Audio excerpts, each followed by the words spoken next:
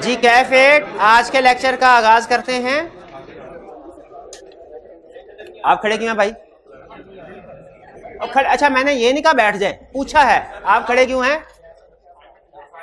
Assignment नहीं की? खड़े रहें, खड़े रहें, खड़े रहें। ये भाई आप इतनी मुश्किल से खड़े हुए हैं क्यों?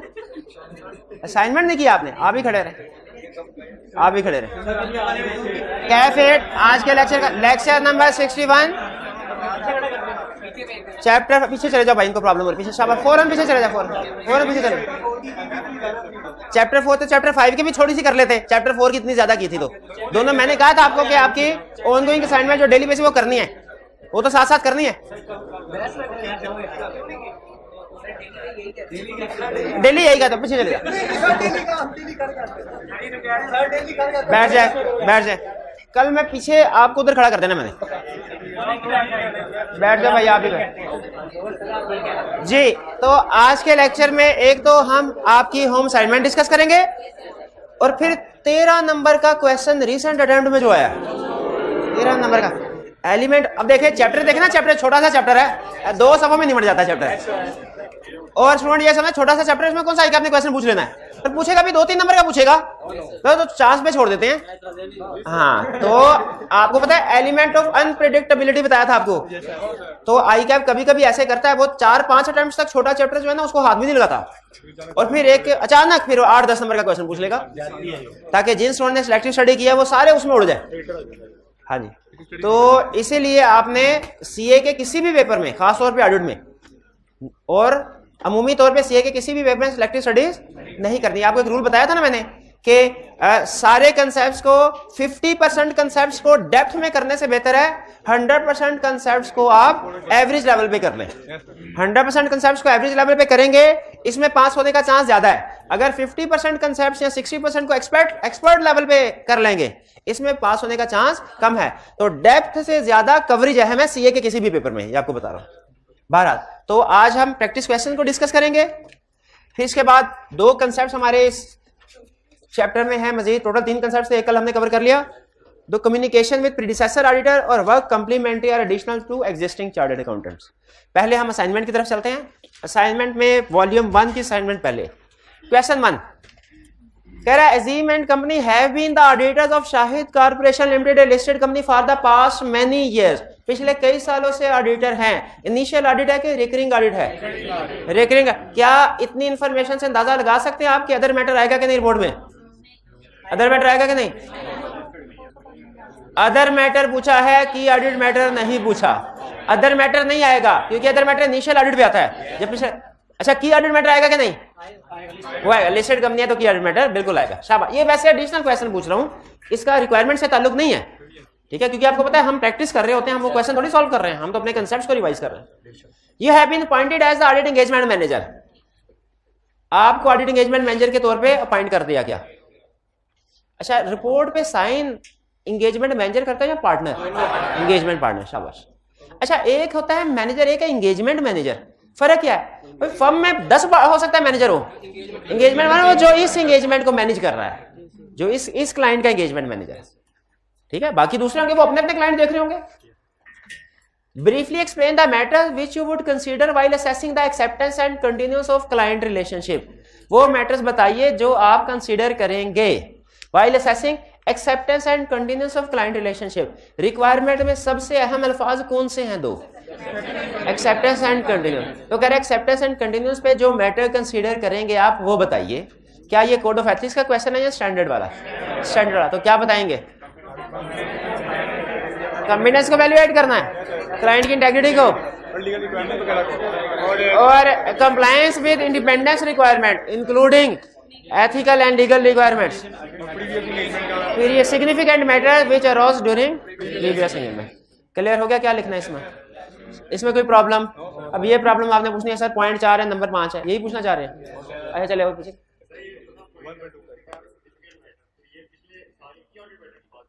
नहीं, वो यहाँ पे सिग्निफिकेंट मैटर्स की बात कर रहा है। वो पिछले साल के की ऑडिट मैटर भी हो सकते हैं, लेकिन यहाँ पे सिग्निफिकेंट मैटर नॉर्मली की ऑडिट मैटर की बात नहीं कर रहा। यहाँ पे कह रहा है वो सिग्निफिकेंट मैटर्स जो हमारे एक्सेप्टेंस को इफेक्ट कर रहे हो, एक्सेप्टेंस से रिलेटेड। वो कोई की ऑडिट मैटर हो भी सकते हैं, लेकिन की ऑडिट मैटर के अलावा भी चीजें हो सकती हैं। वो हो सकता है कोई ऐसी चीज हो, पिछले ऑडिटर ने डिस्क्लेमर ऑफ ओपिनियन दिया हो कि जी एविडेंस ही नहीं देते ये लोग, उसको हम एक्सेप्टेंस के बाद कंसीडर करेंगे, भाईजान पिछले ऑडिटर को एविडेंस नहीं दिया, हमारे साथ क्या सलूक करेंगे। फॉर एग्जांपल ये हो सकता है, एग्जांपल के तौर पे कह रहा हूं। या इसके अलावा हो सकता है कि प्रीवियस फीस पेंडिंग हो, या हो सकता है कि हमें प्रीवियस एंगेजमेंट जो क्लाइंट के लिए परफॉर्म की उसमें पता चला हो कि मैनेजमेंट जो है वो ईमानदार नहीं है, डिसऑनेस्ट है। ठीक है, इस तरह के जो फैक्टर्स, सिग्निफिकेंट फैक्टर्स हैं जो हमारी एक्सेप्टेंस डिसीजन को इफेक्ट कर रहे हो, जो हमारे जनरली ऑडिट को इफेक्ट ना कर रहे हो, वो तो बाद में देखते हैं ना। एक्सेप्टेंस स्टेज पे तो हमने ये देखना है कि वो फैक्टर जो एक्सेप्टेंस से रिलेट कर, ये बड़े बड़े चंद एक फैक्टर्स होते हैं। ठीक है, क्लाइंट की इंटेग्रिटी है, कोई स्कोप लिमिटेशन, डिसएग्रीमेंट वगैरह, इस तरह की चीज है। ये सिग्निफिकेंट मैटर्स है, ये मुराद है। इसमें सबसे अहम चीज होती है ना जो केस स्टडी में टेस्ट करता है सिग्निफिकेंट मैटर्स में, है इंटेग्रिटी। कह रहा है आपको अपने पास के किसी एक्सपीरियंस की वजह से अगर पता चला ना मैनेजमेंट में कोई बंदा ऐसा है जिसकी इंटेग्रिटी डाउटफुल है, तो चाहे अभी इस एंगेजमेंट पे आपने एविडेंस उसकी इंटेग्रिटी के बारे में या आपको कुछ भी नहीं पता चला, आप उस पास्ट इंफॉर्मेशन की बेस पे उसको अपने डिसीजन मेकिंग में कंसीडर करें। क्लियर जी? चलिए, सम टाइम ऐसा होता है 5 मार्क्स का क्वेश्चन है, 4 पॉइंट्स होते हैं। इस तरह के क्वेश्चन में नॉर्मली किसी एक पॉइंट के 2 मार्क्स भी हो सकते हैं। जैसे हो सकता है जो कंप्लायंस में इंडिपेंडेंस रिक्वायरमेंट्स है, लीगल रिक्वायरमेंट्स, एथिकल रिक्वायरमेंट्स, इसके 2 नंबर दिए हुए, कंपैरेटिवली लेंथी पॉइंट है। और वैसे भी जनरली पहले जो क्वेश्चन हुआ थे ना ज्यादा पुराने, उनके मार्क्स थोड़े ज्यादा होते थे, अब क्वेश्चन के मार्क्स कम है। लेकिन बहरहाल ये आपको प्रॉब्लम किसी ना किसी एक आधे क्वेश्चन में हर पेपर में आएगी, खासतौर पे थ्योरी के हर पेपर में। न्यूमेरिकल में मुझे नहीं पता ये प्रॉब्लम आती है कि नहीं आती, कि लेंथी कैलकुलेशन थोड़े नंबर दे दिए या थोड़ी सी कैलकुलेशन थी ज्यादा नंबर दे दिए। न्यूमेरिकल में होती है प्रॉब्लम कि न्यूमेरिकल में जस्टिफाइड होते हैं सारे मार्क्स, लेकिन थ्योरी के पेपर में एक आधा क्वेश्चन ऐसा होता है पेपर में जिसके मार्क्स कम होंगे या ज्यादा होंगे, सिमेट्री नहीं होगा जो रिक्वायरमेंट है, और उसमें हमने फिर एडजस्टमेंट करनी होती है, एलोकेशन करनी होती है, ट्यूनिंग करनी होती है। कभी ट्यून अप करना होता है अपने मटेरियल को, कभी ट्यून डाउन करना होता है। जैसे इस क्वेश्चन में वैसे असूली तौर पे तो नहीं आना चाहिए, लेकिन अगर मुझे एग्जाम में पता चले कि मार्क्स ज्यादा है तो मैं हो सकता है कुछ थ्रेट का मटेरियल, कोड ऑफ एथिक्स का भी थोड़ा सा डिस्कस कर दूं। हालांकि असूली तौर पर नहीं करना चाहिए, लेकिन अगर मुझे क्योंकि रेलिवेंट है, एक्सेप्टेंस एंड कंटिन्यूस रेलिवेंट है। ठीक है, तो बहरहाल question 2, your firm has been asked to submit a tender for appointment of an engagement currently held by another firm of chartered accountants। अब आप कोटेशन बेच रहे हैं, टेंडर का मतलब कोटेशन बेच रहे हैं। ठीक है, कि अगर हमें आप ऑडिटर अपॉइंट करते हैं, हम ये फीस लेंगे, ये काम करेंगे। Required briefly discuss the safeguards that shall be applied to eliminate any threats or reduce them to acceptable level before accepting the engagement। सबसे अहम लफ्ज एक कौन सा? सेफगार्ड। फिर इसके बाद सेफगार्ड ने हमें बताया कि कोड ऑफ एथिक्स में जाना है। फिर इसके बाद अगली रिक्वायरमेंट कि हमें क्या बता रहा है कि थ्रेट्स बताओ, ये कह रहा है कि सेफगार्ड्स बताओ, कि थ्रेट को वैल्यूएट कैसे करना है वो बताओ। सेफ तो वो हमने जो टेबल पढ़ा था 1 2 3 कॉलम, पहला तीसरा कॉलम, शाबाश। क्या सेफगार्ड्स थे? इंटेग्रिटी के। क्या सेफगार्ड थे? कॉम्पिटेंस के बता रहे, दोनों बताएंगे, दोनों ही बताएंगे। इसमें क्या मतलब, ये क्यों पूछा? दोनों नहीं बताएंगे, दोनों ही बताएंगे ना। क्वेश्चन की इंफॉर्मेशन से कहीं लग रहा है आपको कोई एक ही पूछ रहा है, ऐसे ना किया करेगा, दोनों सुना है। Agree realistic time frame, sufficiently experience staff, expert को एंगेज करना है अपनी सेशन।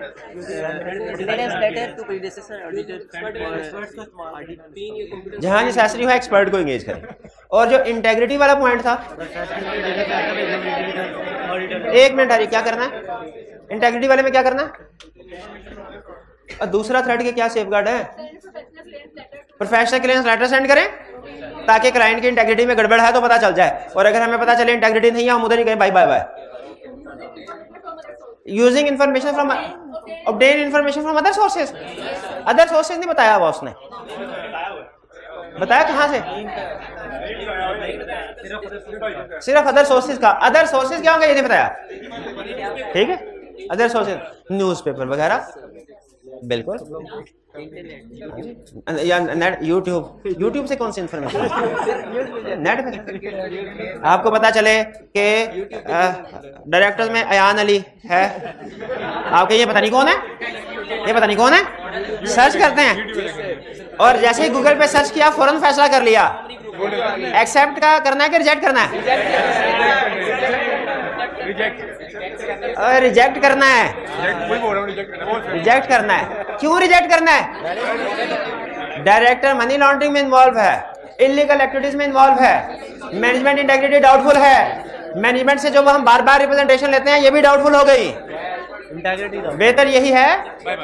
हाँ अच्छा, लेकिन स्टैंडर्ड ये कहता है बेहतर यही है कि एक्सेप्ट ना करे, लेकिन at the end of the day auditor का अपना डिसीजन है, वो चाहे तो इसको एक्सेप्ट कर सकता है, लेकिन अगर इसको एक्सेप्ट करता है ना तो याद रखिए रेगुलेटर्स को भी पता होता है आई कैप ऐसी कि इस कंपनी के डायरेक्टर कौन कौन है, उसका क्वालिटी कंट्रोल रिव्यू फिर जरूर करते हैं वो, उसका क्वालिटी। तो फिर ज़हनी तौर पे अगर आपने इस तरह के क्लाइंट को एक्सेप्ट कर लिया ना तो फिर आई कैप आके क्वालिटी कंट्रोल रिव्यू अच्छे खासे। इसीलिए हमें भी अगर क्लाइंट को एक्सेप्ट करते हैं ना, हमें अपना प्रोफेशनल स्केप्टिसिज्म इंतहाई इंक्रीज कर देना चाहिए, हमें अपने प्रोसीजर्स भी ज्यादा कर देने चाहिए, एलिमेंट ऑफ अनप्रेडिक्टेबिलिटी इनकॉर्पोरेट करना, यानी हमें भी फिर बहुत ज्यादा काम करना पड़ेगा इस तरह के क्लाइंट पे अगर एक्सेप्ट कर लेते हैं।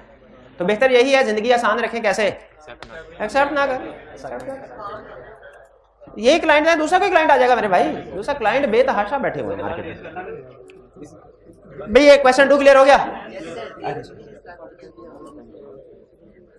नेक्स्ट क्वेश्चन, अच्छा ये स्प्रिंग 22 का क्वेश्चन नंबर 4, 13 नंबर का।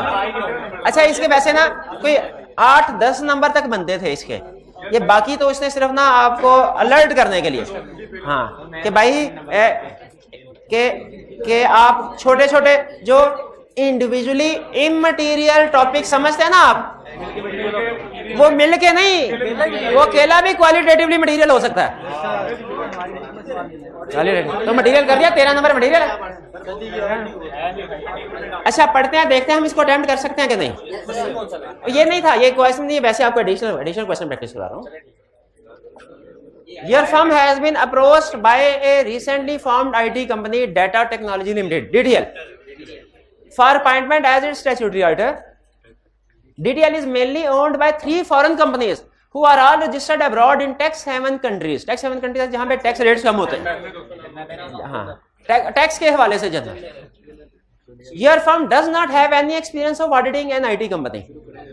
आपका IT कंपनी का कोई एक्सपीरियंस, तो मेरा हाल इधर ही डिसीजन हो गया। नहीं भाई, कभी ना कभी तो पहली दफा करना ही है ना आईटी करने, तो इस दफा क्यों नहीं? तो इसका मतलब है स्टेट अफेयर रिव्यूज नहीं। हाँ लेकिन थ्रेट है, थ्रेट जरूर है। थ्रेट क्या है? एक थ्रेट तो यह कि हमारे पास उतने कॉम्पिटेंस लेवल नहीं होगा आईटी कंपनी को ऑडिट कर ले, और दूसरा इसके जो मैनेजमेंट में, डायरेक्टर्स में, ओनर्स में लोग हैं वो पता नहीं कौन है, वो भी तो देखना चाहिए। Required in the light of code of ethics for chartered accountants. किसको अंडरलाइन करेंगे? एथिक्स को। Identify the threat to the fundamental principle, threat बताने हैं, and discuss how your firm would evaluate these threats. Evaluate कैसे करोगे ये भी बताओ, थ्रेट भी बताओ, वैल्यूएट कैसे करोगे ये भी बताओ। Also briefly discuss safeguards available to your firm. सारे का सारा ही छाप दे। अच्छा लेकिन इस तरह नहीं, टेबल फॉर्म में छापना लाजमी नहीं है, आप इसको अलग हेडिंग देके भी कर सकते हैं कि एक इतना तो मार्क्स भी तो 13 नंबर है, और मुझे तो लगता है बल्कि 13 के लिहाज से भी ये मटेरियल थोड़ा सा कम है। 13 पॉइंट बनते हैं, गिन के देखिए 13 पॉइंट्स बन जाए। हाँ 13 पॉइंट्स बनते हैं, 1 2 3 4 5 6 7 8 9 10 11 12 13। ओए होए 13 पूरे के पूरे बन गए, 13 बन गए पूरे। उसे लगता है गिन के 13 नंबर रखे हैं। ये सवाल अब शायद ना आए, या आए तो 2 या 3 नंबर के साथ आए। अब जाहिर है किस्मत की बात होती है भाई, लेकिन आप ये ना समझिए इस अटेम्प्ट में इतना आसान क्वेश्चन, अटेम्प्ट आसान, इसमें दूसरे क्वेश्चन भी थे जिन्होंने तबाही फेरी, और भी क्वेश्चन थे। बहरहाल भाई इसमें क्लियर हो गया कौन कौन से थ्रेड्स हैं। बताओ थ्रेड कौन सा है? Threat to professional competence. Points बताइए वैल्यूएशन के, और कोई नहीं बोलेगा, वैल्यूएशन के पॉइंट्स बताइए। Threat to competence, understanding of nature of client's business, complexity of operations and scope of engagement. Scope of engagement का मतलब कि एंगेजमेंट में हमने किन किन चीजों को कवर करना है, ठीक है। Quality control, knowledge of relevant industry, subject, शाबाश शाबाश, बिल्कुल। तो क्लियर हो गया ना कि क्या लिखना है, क्वेश्चन समझ आ गया, जो सॉल्यूशन लिखना है इसका वो भी समझ आ गया आपको। चलिए आगे चलते हैं, इस क्वेश्चन में आगे होंगे। क्वेश्चन 3, अब ये वॉल्यूम 2 का क्वेश्चन है, 2 वॉल्यूम 2 के भी क्वेश्चन थे, 3 और 5। 3, your firm has been approached by Snipe Limited to accept appointment as external auditor for the year ending 30 June 2011। वो आए हमारे पास, एक्सेप्ट कर ले। इनिशियल ऑडिट के रिकरिंग इनिशियल लग रहा है हमारे पास आए हैं कि एक्सेप्ट कर ले, वरना हमारे पास ना अथवासी कहता है कंटिन्यू कर ले।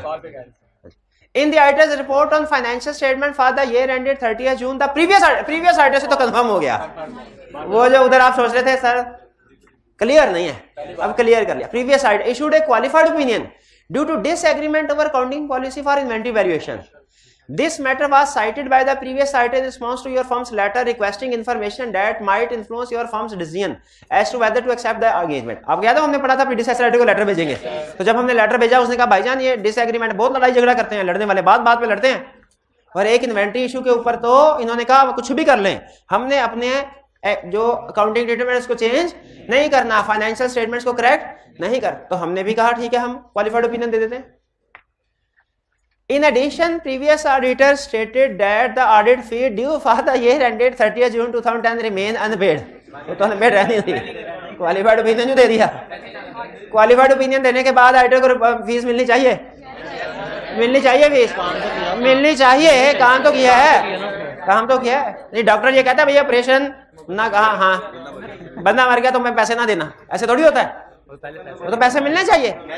तो उस ऑडिटर के साथ जाती हुई हम, अच्छा हमें उस प्रीडिसेसर ऑडिटर का साथ देना चाहिए कि नहीं? आज हम उसका साथ देंगे, कल को हमारा भी साथ देंगे, बिल्कुल।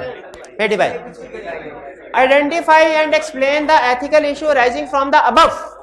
इस इंफॉर्मेशन से जो एथिकल इशू राइज हो रहे हैं वो बताइए। एंड 2 इश्यूज राइज हो, एक इंटेग्रिटी डिसएग्रीमेंट की वजह से, डिसएग्रीमेंट की वजह।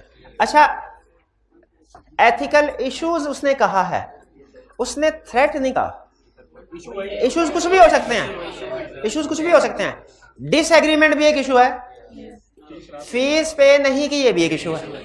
इसको थ्रेट की वर्ड लिखना लाजमी नहीं है, ये जो हम कहते हैं इंटेग्रिटी थ्रेट, क्योंकि उसने क्वेश्चन में रिक्वायरमेंट में थ्रेट नहीं पूछा, उसने कहा कोई भी इशू बता दो, वरना अगर थ्रेट के लफ्ज आते हैं ना तो हम वो थ्रेट के स्टैंडर्ड नेम जो है वो यूज करना लाजमी हो जाता हमारे पास। And identify any action your firm should take in respect of this matter before deciding whether it should accept the appointment as external। अच्छा अब यहाँ पे एक चीज ध्यान में रखिएगा, ये केस स्टडी है, अब आपने अपने सोच को थोड़ा ब्रॉड करना है। अब ये एक्सपेक्ट ना कीजिए कि आप कोई बताइए सर वो कौन सी चीज है जो इधर छापनी है, आपने खुद सिचुएशन को पढ़ के डिसाइड करना है इसमें क्या होना चाहिए अपनी जजमेंट की बेस पे। पहले तो ये देखें इसमें 2 इश्यूज कौन कौन से हैं। एक डिसएग्रीमेंट है मैनेजमेंट के साथ अकाउंटिंग ट्रीटमेंट के ऊपर, फीस पेंडिंग नहीं है। आप बताइए मेरे भाई क्या करेंगे? आपको पता चला प्रीडिसेसर ऑडिटर ने कहा डिसएग्रीमेंट है, लड़ाई झगड़ा करते हैं।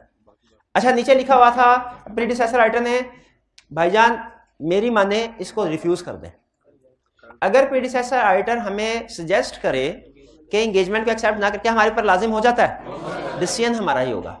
बताइए डिसएग्रीमेंट है, आप ये 2 इशू आपके सामने आए, आप इन इश्यूज के जवाब में एंगेजमेंट को रिफ्यूज कर देंगे या इन इश्यूज को एड्रेस करने की कोशिश करेंगे? वैसे आप प्रैक्टिस में रिफ्यूज भी कर सकते हैं, लेकिन एग्जाम में सिंपल रिफ्यूज अगर एक लाइन लिखेंगे इसके नंबर नहीं देगा। वो एक्सपेक्ट करता है कि हम उसे जो है एक मोस्ट अप्रोप्रिएट आंसर दें। तो मोस्ट अप्रोप्रिएट आंसर ये नहीं है कि 2 इशू सामने आए हैं तो एंगेजमेंट को रिफ्यूज कर दिया जाए। मोस्ट अप्रोप्रिएट आंसर ये है कि 2 इश्यूज आए हैं, इनको मैनेज कैसे करना है, एड्रेस कैसे करना है। तो बताइए डिसएग्रीमेंट वाला कैसे होना चाहिए? मैनेजमेंट से डिस्कस करेंगे करेक्ट ट्रीटमेंट क्या है, और फिर मैनेजमेंट से पूछेंगे सर अब आपका क्या प्लान है, सजेस्ट करेंगे उन्हें कि इसके मुताबिक। अगर मैनेजमेंट कहे नहीं अभी हमने वही अकाउंटिंग ट्रीटमेंट फॉलो करना है, तो फिर हम उन्हें बता देंगे कि हम एंगेजमेंट लेटर में कि हम फिर क्वालिफाइड ओपिनियन एक्सप्रेस करेंगे जो पिछले ऑडिटर ने किया, हम भी वही करेंगे। तो ये डिस्कस कर लेना और मैनेजमेंट को कम्युनिकेट कर देना जरूरी है ताकि एंड में लड़ाई झगड़ा ना हो। दूसरा इशू फीस का। फीस के इशू में क्या करेंगे? फीस के इशू में क्या करेंगे? फीस के इशू में फीस के इश्यू में क्या करेंगे? फीस पेंडिंग है, क्या करेंगे? प्रीडिसेसर राइटर ने कहा भाईजान फीस नहीं मेरी दी, तो हम क्लाइंट से वादा लेंगे, मेरा ये ख्याल है कि चलो पिछले राइटर की फीस नहीं ना दी, हमें हमारी एडवांस में फीस दे दो। नहीं, ये एप्रोप्रिएट एक्शन नहीं है क्या? अपनी फीस एडवांस में लेना एप्रोप्रिएट एक्शन नहीं है। एप्रोप्रिएट एक्शन क्या है फिर? कि क्लाइंट से कहा जाए कि जो प्रीडिसेसर ऑडिटर की फीस है इसको पे करो, इसको पे करो, क्यों नहीं पे कर रहे?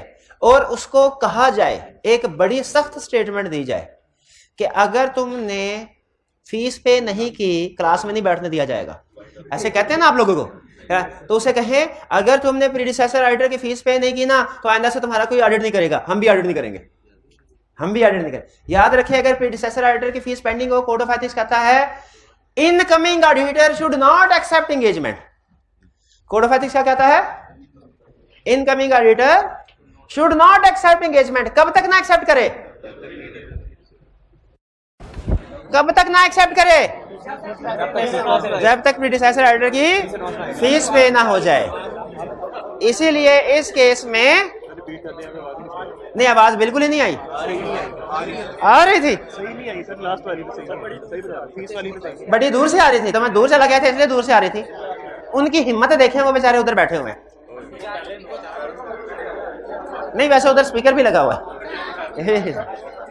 तो दोबारा बता देता हूं, प्रीडिसेसर ऑडिटर की फीस अगर पे नहीं हुई, कोड ऑफ एथिक्स कहता है क्लाइंट से कहो कि उसकी फीस पे करें, फीस पे करते तो हम तुम्हारा ऑडिट करते हैं, वरना नहीं करेंगे। जब तक प्रीडिसेसर ऑडिटर की फीस पे ना हो, ये याद रखिए असूल, नेक्स्ट ऑडिटर एंगेजमेंट को एक्सेप्ट ही नहीं करेगा।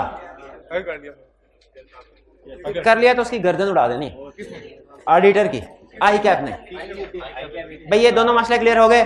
दो मसले थे डिसएग्रीमेंट का, वो भी कोशिश की क्लाइंट के साथ बातचीत से हल हो जाए, नहीं हल होता उस पर फिर हमने उसे बता दिया कि क्वालिफाइड ओपिनियन देंगे तेरे को, और फीस वाला इशू भी बैठ के डिस्कस किया, हल हो जाए अच्छी बात। और वो हल ना हो तो अच्छा आप नोट करें, ज्यादा स्वेयर एक्शन किसके ऊपर है? फीस वाले के ऊपर। क्योंकि इस वजह से नहीं कि पैसे अहम है, इस वजह से कि क्लाइंट इसको ब्लैकमेलिंग के तौर पे यूज करता है। क्लाइंट कहता है देखा पिछले ऑडिटर ने क्वालिफाइड ओपिनियन दिया था, उसकी फीस अभी तक पेंडिंग है, अगली बात तुम खुद ही समझ जाओ ऑडिटर, कौन सा ओपिनियन दोगे? ये ब्लैकमेलिंग के लिए यूज किया। इसीलिए कहता है कि ऑडिटर को ऑडिट करते हुए इस फिक्र से आजाद होना चाहिए कि मुझे पैसे मिलेंगे कि नहीं मिलेंगे, ऐसे जरूर मिलेंगे इसको।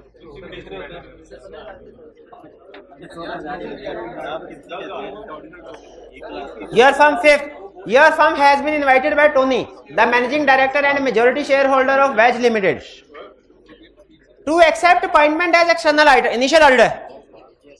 हमारे पास Tony managing director chief executive को, चीफ एग्जीक्यूटिव का दूसरा नाम मैनेजिंग डायरेक्टर, समटाइम इसको प्रेसिडेंट भी कहते हैं, president of company, and majority, अच्छा मेजॉरिटी शेयर होल्डर भी है।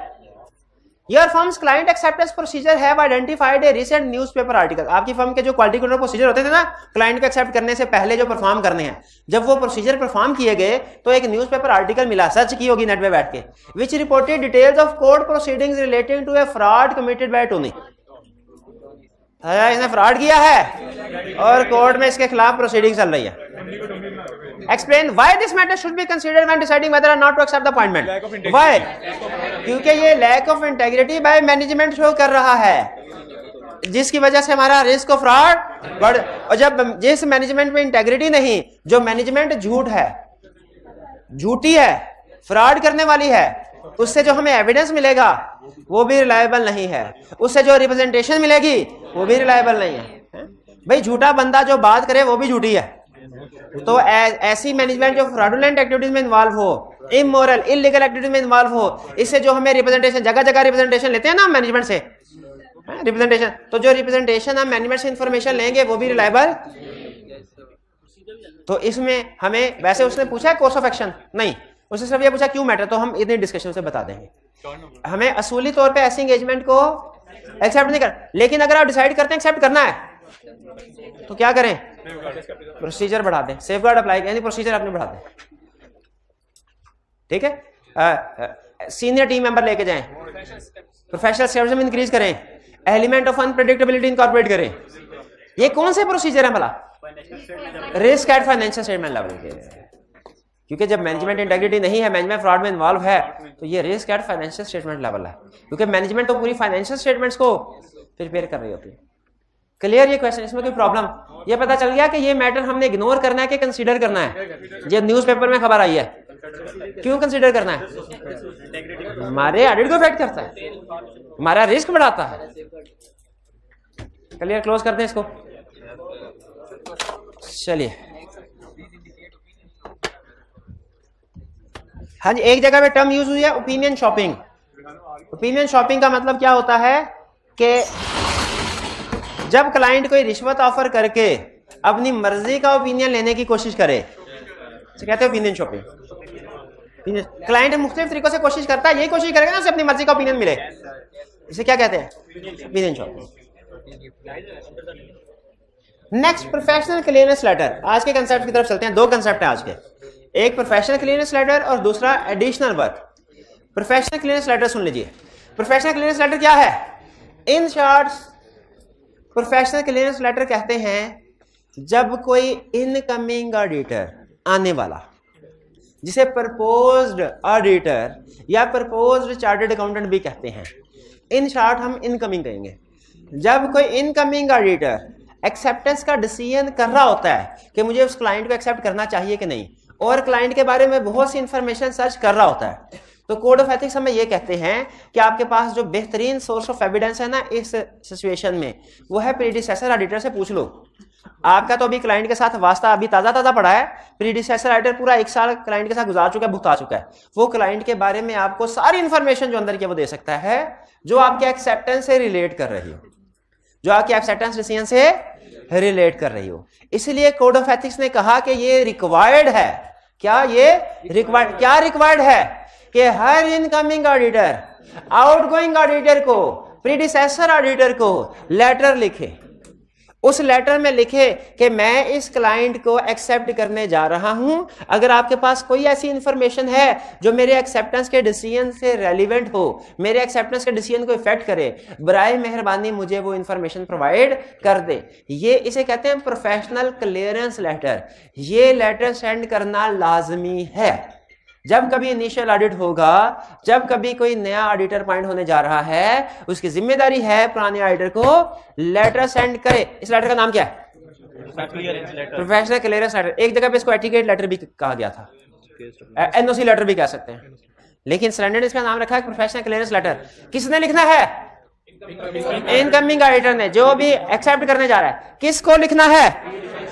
प्रीडिसेसर ऑडिटर, आउटगोइंग ऑडिटर को। इसमें क्या पूछेगा कि कोई भी ऐसी इंफॉर्मेशन जो एक्सेप्टेंस डिसीजन से रिलेट करती हो, अहम हो, इफेक्ट करती हो, हमें बता दे। जिस तरह इनकमिंग वो बेसिकली मैनेजमेंट की इंटेग्रिटी के बारे में इशू हो सकता है, वो पेंडिंग फीस के बारे में कोई इशू हो सकता है, कोई डिसएग्रीमेंट है क्लाइंट के साथ किसी जगह पे, इनएप्रोप्रिएट स्कोप लिमिटेशन है, इस तरह की चीजें, बड़ी बड़ी चीजें। जिस तरह इनकमिंग ऑडिटर के ऊपर लाजिम है कि उसने आउटगोइंग ऑडिटर, प्रीडिसेसर ऑडिटर को प्रोफेशनल क्लियरेंस लेटर सेंड करना है, उसी तरह आउटगोइंग ऑडिटर के ऊपर भी लाजिम है कि वो रिप्लाई करे। शाबाश, वो उस लेटर का रिप्लाई करे। लेकिन इसमें एक ट्विस्ट है कहानी में, कॉन्फिडेंशियलिटी प्रिंसिपल, जो कि ये बताता है कि आप जब कभी क्लाइंट की कॉन्फिडेंशियल इंफॉर्मेशन किसी से शेयर करेंगे, क्लाइंट से पूछ के करेंगे, उसकी इजाजत के, कॉन्फिडेंशियल। इसीलिए वो आपको सिखा रहा है कि प्रैक्टिकली चूंकि आपके पास जो भी क्लाइंट आएगा आपने प्रोफेशनल क्लियरेंस लेटर जरूर सेंड करना है, इसलिए आपको इस कंसेप्ट को थोड़ा डिटेल में समझा रहा है। इसका प्रोसेस क्या होगा, इसका ये है सिंपल। आपको लग रहा है पता नहीं कितनी चीजें, बिल्कुल सिंपल है कंसेप्ट। तरतीब से सुनते जाएं, समझते जाएं। प्रोफेशनल क्लियरेंस लेटर, इस प्रोसेस में 2 पार्टीज इन्वॉल्व हैं, डायरेक्टली 2 पार्टीज इन्वॉल्व हैं, एक इनकमिंग ऑडिटर, एक आउटगोइंग ऑडिटर। इनडायरेक्टली एक और पार्टी इन्वॉल्व है, क्लाइंट, क्योंकि उसने परमिशन देनी है, कंसेंट देनी है कि अच्छा हाँ आप ये कॉन्फिडेंशियल इंफॉर्मेशन शेयर कर लें। इनकमिंग ऑडिटर ने प्रोफेशनल क्लियरेंस लेटर सेंड करना है, लेकिन लेटर सेंड करने से पहले वो क्लाइंट से परमिशन लेगा। सर बताइए, क्या मैं आपके बारे में कुछ इंफॉर्मेशन लेना चाह रहा हूं, प्रीडिसेसर ऑडिटर को लेटर सेंड कर दूं? या तो परमिशन दी जाएगी या नहीं दी जाएगी, या तो परमिशन दी जाएगी ना नहीं दी जाएगी। फिर जब परमिशन दी जाएगी या तो रिप्लाई आएगा या नहीं आएगा, और जब रिप्लाई आएगा या तो उसमें कोई इशू होगा या नहीं होगा। यानी मैक्सिमम 4 पॉसिबिलिटीज हैं। नंबर 1, हमने क्लाइंट से पूछा, उसने इजाजत नहीं दी। नंबर 2, क्लाइंट से पूछा, इजाजत दे दी, लेटर सेंड किया, जवाब ही नहीं आया। नंबर 3, जवाब आया और उसमें इश्यूज थे। नंबर 4, जवाब आया और उसमें कोई इशू नहीं था। सबसे पहले बेहतरीन सिचुएशन की तरफ चलते हैं, गुड सिचुएशन। क्लाइंट से परमिशन ले, क्लाइंट ने परमिशन दे दी, लेटर सेंड किया, जवाब भी आया और जवाब में कोई मसला नहीं था। एक्सेप्ट कर लो, और क्या चाहिए। इस तरह का क्लाइंट तो किस्मत से मिलता है। फौरन एक्सेप्ट कर ले, फौरन एक्सेप्ट कर ले, ठीक। लेकिन अगर परमिशन मांगी और क्लाइंट ने परमिशन नहीं दी, हम कहेंगे अभी तो एंगेजमेंट एक्सेप्ट ही नहीं की और तुम हमें परमिशन नहीं दे रहे, इंफॉर्मेशन नहीं दे रहे, इंफॉर्मेशन को कलेक्ट करने नहीं दे रहे, अभी तो एंगेजमेंट एक्सेप्ट ही नहीं की, उससे पहले ही तुमने स्कोप लिमिटेशन इंपोज करना शुरू कर दिया है। एक्सेप्ट करने के बाद तुम क्या करोगे? तो ये स्कोप लिमिटेशन बिफोर एक्सेप्टेंस हो जाएगी। आपको याद है एक केस स्टडी में एक क्वेश्चन था जिसमें बड़ा था, स्कोप लिमिटेशन अगर आफ्टर एक्सेप्टेंस हो तो क्या इफेक्ट होगा, और बिफोर एक्सेप्टेंस हो यानी एट टाइम ऑफ एक्सेप्टेंस तो क्या इफेक्ट, याद है? Yes, sir. हमने कहा था अगर आफ्टर एक्सेप्टेंस हो तो इफेक्ट क्या है, क्वालिफाइड है तो इफेक्ट, तो मटेरियल है तो क्वालिफाइड ओपिनियन, परवेसिव है तो विड्रॉ करेंगे इफ पॉसिबल एंड प्रैक्टिकेबल। क्यों? क्यों? अगर स्कोप लिमिटेशन परवेसिव हो उसमें तो डिस्क्लेमर देते हैं, ये आफ्टर है। ये मैनेजमेंट की तरफ से अगर स्कोप लिमिटेशन हो तो फिर विड्रॉ करते हैं। भूल गए कंसेप्ट, भूल गए। अगर स्कोप लिमिटेशन हो ड्यूरिंग ऑडिट, ड्यूरिंग ऑडिट का मतलब है आफ्टर एक्सेप्टेंस है। स्कोप लिमिटेशन ड्यूरिंग ऑडिट हो, हमने देखना उसका इफेक्ट क्या है, और हमने देखना बाय सर्कमस्टेंसेस के बाय मैनेजमेंट है। स्कोप लिमिटेशन बाय सर्कमस्टेंसेस है तो क्या करेंगे, इफेक्ट देखेंगे। मटेरियल इफेक्ट है तो क्वालिफाइड ओपिनियन, परवेसिव है तो डिस्क्लेमर। और अगर स्कोप लिमिटेशन बाय मैनेजमेंट है, पहले इसका इफेक्ट देखेंगे। क्या करते हैं, ऐसी की तैसी फेर दी है, खुदा का हो करे। दोबारा कितनी दफा दोबारा स्कोप लिमिटेशन, स्कोप लिमिटेशन निकली 2 एरो, एक है बिफोर एक्सेप्टेंस, एक है आफ्टर एक्सेप्टेंस। आफ्टर एक्सेप्टेंस आगे 2 एरोस, एक है बाय मैनेजमेंट, एक है बाय सर्कमस्टेंसेस। बाय सर्कमस्टेंसेस के 2 एरोस, अगर मटेरियल है तो क्वालिफाइड, परवेसिव है तो डिस्क्लेमर ऑफ ओपिनियन। और अगर बाय मैनेजमेंट है 2 एरोस, अगर मटेरियल है तो qualified opinion plus other aspects, effect on other aspects. Risk बढ़ जाएगा, मैनेजमेंट इंटेग्रिटी डाउटफुल हो जाएगी, ये भी तो था। और अगर scope limitation by management effect pervasive है, विड्रॉ करेंगे इफ पॉसिबल एंड प्रैक्टिकेबल। और अगर विड्रॉल पॉसिबल एंड प्रैक्टिकेबल नहीं है तो डिस्क्लेमर ऑफ ओपिनियन देंगे और अदर मैटर पैराग्राफ भी ऐड करेंगे। डिस्क्लेमर ऑफ ओपिनियन किस वजह से देंगे, स्कोप लिमिटेशन है। अदर मैटर किस वजह से देंगे, विड्रॉ क्यों नहीं किया। ये कंप्लीट पिक्चर है स्कोप लिमिटेशन की, जो केस स्टडी में यूज होती है। अब है scope limitation before acceptance. Standard कहता है इतनी जिंदगी आसान नहीं है, एक्सेप्ट ही ना करे। स्टैंडर्ड कहता है स्कोप लिमिटेशन अगर बिफोर एक्सेप्टेंस है ना तो इसमें देखना है बाय मैनेजमेंट है कि बाय सर्कमस्टेंसेस है। बाय मैनेजमेंट है तो आपका जवाब ठीक है, एक्सेप्ट ही ना करे। लेकिन अगर स्कोप लिमिटेशन बाय सर्कमस्टेंसेस है, बाय सर्कमस्टेंसेस है, तो फिर देखेंगे उसका इफेक्ट मटेरियल है कि परवेसिव है। जो भी इफेक्ट हुआ उस लिहाज से ओपिनियन मॉडिफाइड होगा, वो एंगेजमेंट लेटर में लिख दे, एंगेजमेंट लेटर में दर्ज करवा दे कि भाईजान स्कोप लिमिटेशन है लेकिन हम एक्सेप्ट इसलिए कर रहे हैं क्योंकि भाई मैनेजमेंट नहीं है। मैनेजमेंट होती तो हम मुंह ही ना लगाते आपको। स्कोप लिमिटेशन बाय सर्कमस्टेंसेस है, एक्सेप्ट कर रहे हैं, लेकिन भैया क्वालिफाइड ओपिनियन जाएगा, डिस्क्लेमर ओपिनियन जाएगा। एंड पे लड़ना ना, अभी लिख दिया ताकि सनद रहे, वो काम आवे। क्या लिख दिया, ओपिनियन देना एंड पे जाके है।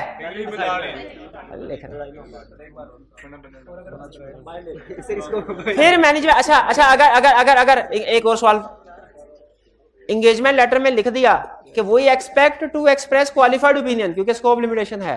बाद में क्लाइंट ने स्कोप लिमिटेशन दूर कर दी, एविडेंस मिल गया, तो हम ये कहेंगे नहीं, हम तो चूंकि क्या बैठे एंगेजमेंट लेटर, इतने ज़बान के पक्के नहीं हम, ठीक है। अगर वो सर्कमस्टेंसेस जिनकी वजह से ओपिनियन मॉडिफाई हो रहा था, अगर वो ड्यूरिंग ऑडिट चेंज हो जाए तो नो प्रॉब्लम, हमारा ओपिनियन भी चेंज हो जाएगा, फिर अनमोडिफाइड दे देंगे। तो एंगेजमेंट लेटर में अगर आप कोई ओपिनियन पॉसिबल लिख देते हैं तो पक्का नहीं है कि वही ऑडिट रिपोर्ट में भी ओपिनियन जाएगा, सर्कमस्टेंसेस चेंज होने की वजह से ओपिनियन चेंज हो सकता है। तो अब क्लाइंट ने कहा खबरदार प्रीडिसेसर राइटर को कोई लेटर सेंड नहीं करना तुमने। हम कहेंगे अच्छा स्कोप लिमिटेशन है बिफोर एक्सेप्टेंस, एंगेजमेंट को रिफ्यूज ही करना बनता था। इजाजत पूछी, परमिशन मिल गई, लेटर सेंड किया, जवाब आया no no no no no, disagreement है, अकाउंटिंग में इन्वेंट्री वैल्यूएशन का मसला है, अब मेरी फीस भी नहीं दी इन्होंने। इश्यूज यही होंगे ना, कोई डिसएग्रीमेंट आएगा, हो सकता है कोई ओपिनियन मॉडिफाइड हो, कोई मसला हो, इनएप्रोप्रिएट डिसएग्रीमेंट हो सकता, प्रीडिसेसर राइटर कोई ना कोई शिकायत हो सकता है लगा दे, वो शिकायत हो सकता है ये हो कि भाई डिसएग्रीमेंट है, ये फाइनेंस को ऑपरेटिंग लीज समझते हैं और ऑपरेटिंग को फाइनेंस लीज समझते हैं। हो सकता है इश्यूज ये हो कि स्कोप लिमिटेशन है, इनसे डायरेक्टर्स की मीटिंग के मिनट्स मांगे ये नहीं देते। इशू हो सकता है फीस का हो, इशू हो सकता है किसी मैनेजमेंट के इंटेग्रिटी का इशू हो। जब इशू सामने आए तो जैसे इशू सामने आया हमने फौरन कह देना नो, ऐसा सेफ गार्ड अप्लाई करने की कोशिश करनी चाहिए, सेफ गार्ड अप्लाई करने की कोशिश करनी चाहिए।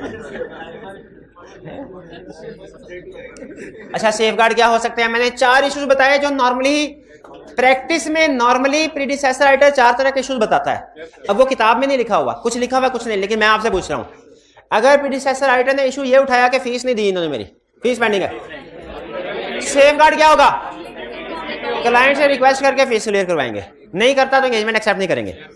दूसरा इशू हो सकता है वो ये कहे कि मैनेजमेंट की इंटेग्रिटी डाउटफुल है, तो फौरन नहीं बल्कि क्या करें, मैनेजमेंट से कहेंगे सर अपना इंटरनल कंट्रोल इंप्रूव करें, ताकि इंटेग्रिटी वाला बंदा फ्रॉड करना भी चाहे तो ना कर। पहले तो हिस्ट्री में ऐसी एग्जांपल भी है, ऑडिटर ने बोर्ड ऑफ डायरेक्टर से कहा सर आपका एक डायरेक्टर है उसकी इंटेग्रिटी डाउट है, इससे डायरेक्टरशिप से रिमूव करें, वरना हम ऐसी एग्जांपल इतना स्ट्रिक्ट एक्शन भी ले सकते हैं डायरेक्टर्स ऑडिटर्स। अगर ये नहीं तो फिर उनसे कहते हैं फिर अपना इंटरनल कंट्रोल सिस्टम इंप्रूव करें, कॉर्पोरेट गवर्नेंस सिस्टम इंप्रूव करें, गुड गवर्नेंस लेके आए, ताकि इस तरह का डायरेक्टर लेवल तो पॉइंट ही ना हो, और अगर पॉइंट हो तो सिस्टम इतना अच्छा फ्रॉड ना कर सके, और हम अपने प्रोसीजर्स भी बढ़ाएं, स्केप्टिसिज्म इंक्रीज करके अलर्ट। लेकिन इस सिचुएशन में ना मसला ये है, आप ऑडिट कर सकते हैं लेकिन आपको हर वक्त अलर्ट रहना पड़ता है और प्रोसीजर बढ़ाने पड़ते हैं हर एरिया में। रूल आउट नहीं किया स्टैंडर्ड ऑप्शन को, लेकिन कहा कि इससे अगर एक्सेप्ट करते हैं ना आपके कोई इंटेग्रिटी डाउटफुल वाला बंदा डायरेक्टर में मौजूद है, तो फिर आपको कदम कदम पे फूक फूक के हर कदम रखना पड़ेगा, हर एरिया में फूक फूक के प्रोसीजर परफॉर्म करने पड़ेंगे। दो के केस, एक कौन सा था, फीस का। अगर उन्होंने कहा कि जी स्कोप लिमिटेशन है, ये मिनट्स ऑफ द मीटिंग नहीं देते, आपके सेफगार्ड क्या होंगे, मैनेजमेंट से देखा सर जी उसको नहीं दिए, आपकी मेहरबानी हमें भी दे दीजिए, हमारे साथ अभी एग्री कर लें, मिनट्स ऑफ द मीटिंग हमें प्रोवाइड करेंगे कि नहीं, नहीं बताएंगे तो हम भी एक्सेप्ट नहीं करेंगे। फिर बताइए भी उसके साथ पहले डिस्कस करके एग्री कर ले, अगर डिसएग्रीमेंट है तो वो भी पहले डिस्कस कर ले, सर जी ये स्टैंडर्ड है, ये क्राइटेरिया है, इसके मुताबिक ये फाइनेंस लीज बनती है, आप ऑपरेटिंग लीज कर अभी डिसाइड कर लें, किसी और पार्टी से ओपिनियन लेना है उससे पूछ लें, हमारे में शक है, किसी और ऑडिटर से पूछ लें, किसी और चार्टर्ड अकाउंटेंट से पूछ लें, ये फाइनेंस लीज ही बनती है। क्लाइंट से क्लाइंट एग्री कर ले तो अच्छी बात, अगर क्लाइंट कहे नहीं नहीं ये तो है ही ऑपरेटिंग लीज, फिर हम उसे अभी कह दे सर ठीक है हम एक्सेप्ट करने को तैयार हैं, लेकिन हमारा ओपिनियन क्वालिफाइड होगा, देख लें फिर। तो जो भी पॉसिबल इंपैक्ट ऑन रिपोर्ट है वो कम्युनिकेट कर देंगे इनको थ्रू एंगेजमेंट लेटर, थ्रू ये तो आपको बताया था ना रिपोर्ट चैप्टर 4 में कि जब कभी रिपोर्ट पे कोई भी मॉडिफिकेशन आए तो हम ऑडिटर ने उसको क्या करना, छुपा के रखना है ना, एंड तक फौरन बता देना है, ताकि वो करेक्टिव एक्शन लेना है तो ले ले। क्लियर हो गया, रिप्लाई आया और इश्यूज आए तो उनको हैंडल करना है, स्ट्रेट अवे नो नहीं करना, कर भी सकते हैं लेकिन हमने एग्जाम में कोशिश करनी है ऑल पॉसिबिलिटीज डिस्कस करें कि सेफगार्ड्स भी मौजूद है। रिप्लाई रिसीव ही नहीं हुआ, प्रीडिसेसर राइटर ने कहा भाग जाओ नहीं बता रहा, तो फिर वही इंफॉर्मेशन अल्टरनेटिव सोर्सेज से ले ले। प्रीडिसेसर राइटर ने नहीं बताया, कोई बात नहीं, क्लाइंट के बैंकर से पूछ ले क्लाइंट के बारे में, क्लाइंट के कस्टमर से पूछ ले कैसा बंदा है, सप्लायर से पूछ ले कैसी डीलिंग है, अदर सोर्स बता देंगे।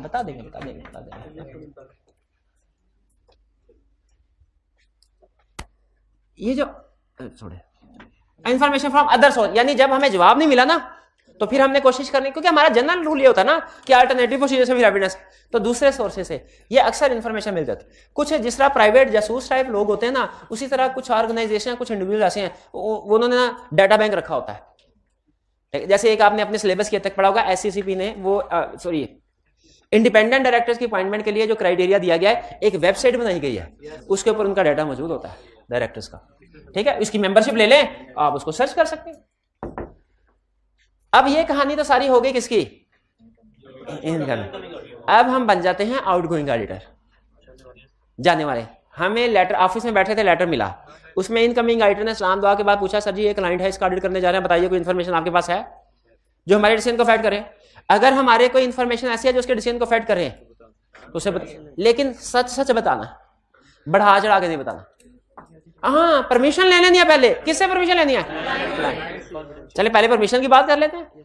अगर क्लाइंट परमिशन दे तो जवाब लेके और सारा कुछ सच बताए। अगर क्लाइंट परमिशन ना दे फिर भी जवाब दे, लेकिन अब की बार जवाब में उसे इंफॉर्मेशन नहीं देनी, बल्कि ये बताना है कि परमिशन नहीं मिली। जवाब का जवाब है, मेरी तरफ से जवाब है। इसी तरह असाइनमेंट आप करते रहे तो मेरी तरफ से जवाब है, इसी तरह छुट्टियां करते रहे तो मेरी तरफ से जवाब है। तो अगर आउटगोइंग ऑडिटर ने इजाजत नहीं मिली और उसने इनकमिंग ऑडिटर को बता दिया, ऑडिटर क्या करेगा? अब भी ये स्कोप लिमिटेशन है। इनकमिंग ऑडिटर कहेगा मैनेजमेंट को, भाईजान मुझे तो आपने एक हाथ से मुझे इजाजत दे दी और दूसरे हाथ से उसको रोक दिया, उसका मुंह बंद कर दिया कि कुछ बताए ना। ये भी स्कोप लिमिटेशन है। इस पे भी ऑडिटर क्या करेगा?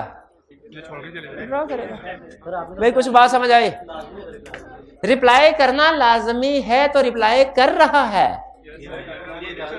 आउटगोइंग ऑडिटर रिप्लाई कर रहा है, रिप्लाई में वो इंफॉर्मेशन नहीं दे रहा जो पूछी थी, रिप्लाई तो कर रहा है ना। और रिप्लाई में यही बता रहा है इजाजत नहीं मिली, इजाजत नहीं मिली, ठीक है। अब बात नहीं मानने, ठीक है, आगे चलते। ये कंसेप्ट क्लियर? इसमें प्रॉब्लम कोई नहीं है, बस स्टेप बाय स्टेप सोचना है आप। छोटा सा कंसेप्ट है, लगे आता हूं। Work complete. फुड़का दे, नहीं फुड़का रहा यार, ऐसा ये फुड़का का लफ्ज आपने बोला है ना, तो ये मुझे आग लगा दिया आपने। आज तक नहीं फुड़काया तो आज फुड़काऊंगा मैं। नहीं, अब नहीं बढ़ा रहा, अब नहीं बढ़ा रहा। नहीं, जो फुड़काने का लफ्ज बोला ना,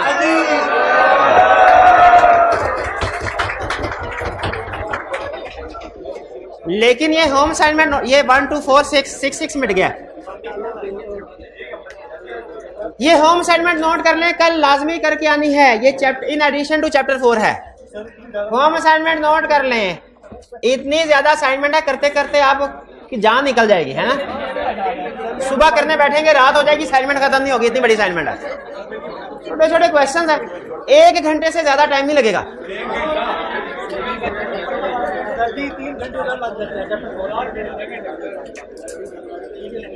ये असाइनमेंट जरूर नोट कर। आज का लेक्चर यहाँ पे खत्म करते हैं हम। अल्लाह हाफिज।